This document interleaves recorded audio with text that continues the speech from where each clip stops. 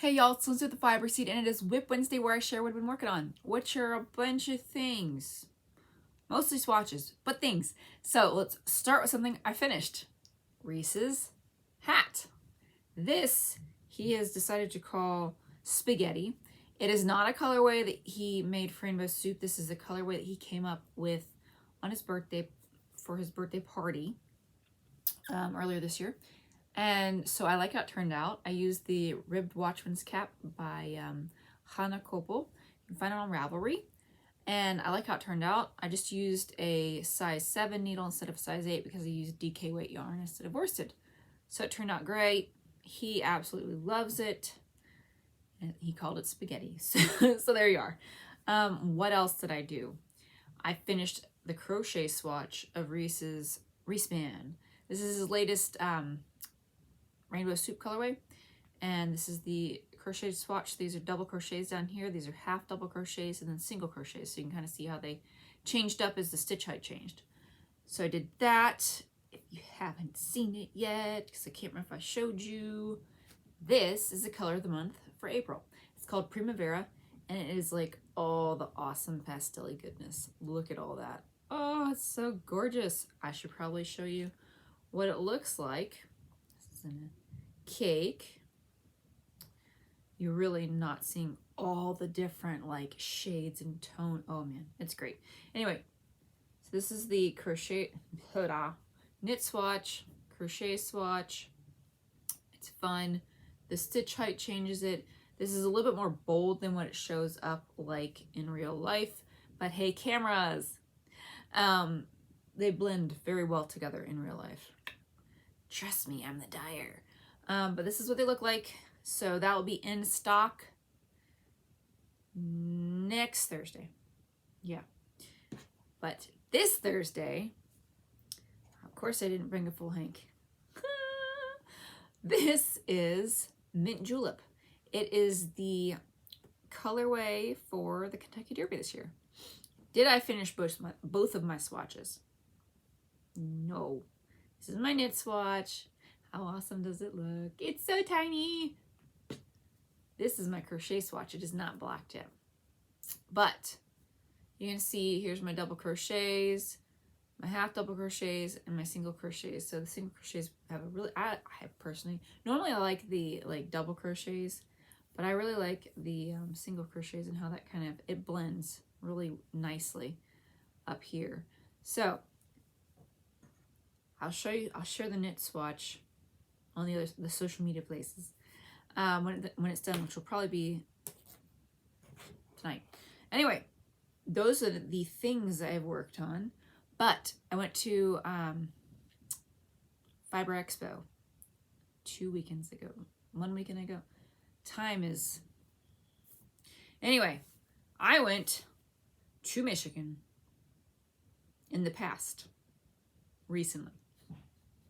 And I went to Fiber Expo and vended there for the first time. It was so much fun.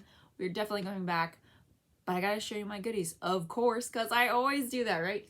So, this was a total impulse buy because of good marketing. And I think it was out of necessity more than just doing it. So, there are restrooms that are in a different barn. And they had like hand pump soap, right? Like you normally get. Well, my hands dry out. I can feel it instantaneously after I've dried them with the paper towel from the soaps that you come out, the foaming soaps.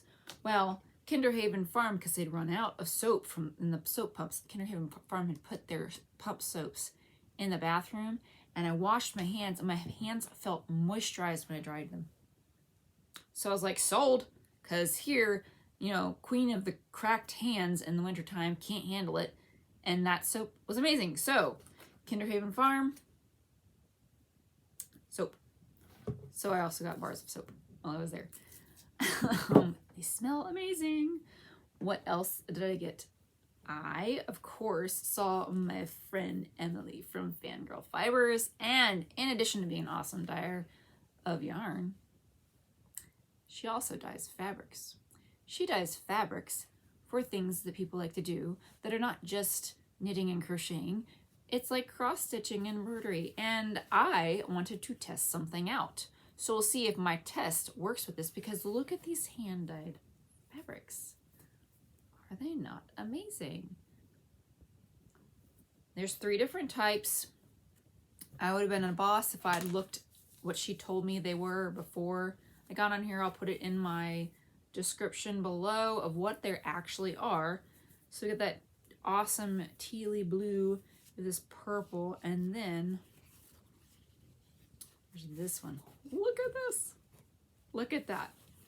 Look at that. Should probably do it already. So I'm going to try something on it to see if it works. If it does, I'm going to be super excited because it has to do with yarn and these. Anyway, did that. Also, I got this fun little, wait for it, I'm pulling out the bag. See the bag? It comes in a bag. It holds your cake of yarn, because when you pull, and there's a really good article, and I really wish I remember who wrote it. Might have been Jillian Moreno, might not have been, about the idea of your, as you knit, you know, whether you're pulling in, even when you're knitting, but if you pull out of the ball or off the ball like that, that you're changing up, your gauge can be different because you're changing the twist of the yarn. So that also applies to, like, if it's a Z or an S twist. If I'm getting too technical, I'm getting too technical. And it's fun to look up because the way yarn's constructed is really cool. Anyway, it holds it, you pull it, and it spins. Where's the end of my yarn? There we go. Good job, yarn. Working with me. So it pulls it off. This causes less twist bias, however you want to call it, of messing with the yarn while you're working with it.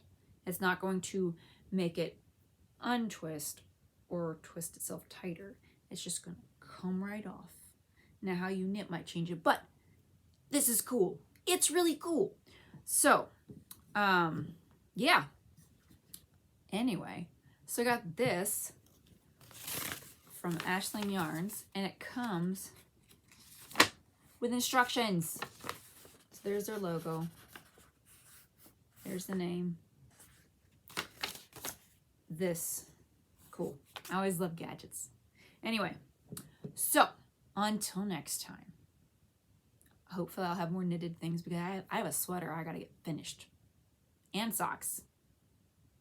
I didn't work on either of those in the past week. So until next time, if you want to see what those are, or you can look back a week or two, happy crafting.